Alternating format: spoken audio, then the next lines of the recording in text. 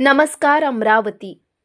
अमरावती शहरातील बिच्चू टेकडी राहुलनगर परिसरात 22 फेब्रुवारी रविवारच्या रात्री 8:30 वाजताच्या सुमारास डमी अश्रुधूर ग्रेनेडमधून अचानक गॅस पसरल्याने एकच खळबळ उडाली।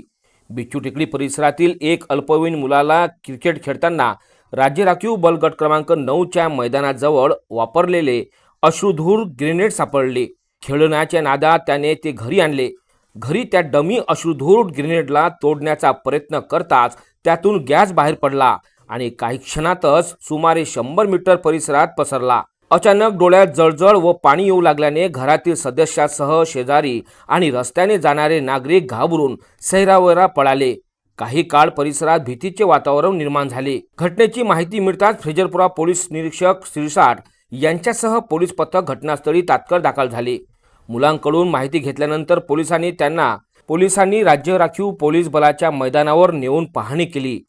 त्यानंतर पोलीस उपायुक्त धुमाळ आणि बॉम्ब शोधक पथकही घटनास्थळी दाखल झाले।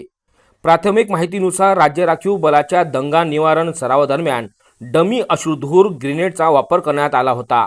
मात्र काही अर्धवट वापरलेले ग्रेनेड मैदानावरच पडून राहिल्याने समोर आले आहेत। नियमानुसार वापरलेले दारुगोळा साहित्य सुरक्षितरित्या गोळा करणे बंधनकारक असताना निष्काळजीपणामुळे ही घटना घडल्याचा आरोप स्थानिक नागरिकांकडून होत आहेत। या प्रकारामुळे मोठी दुर्घटना टळली असली तरी जबाबदार कोण हा प्रश्न आता उपस्थित होत आहे। घटनेची सखोल चौकशी करण्याची मागणी परिसरातील नागरिकांकडून जोर धरत आहेत।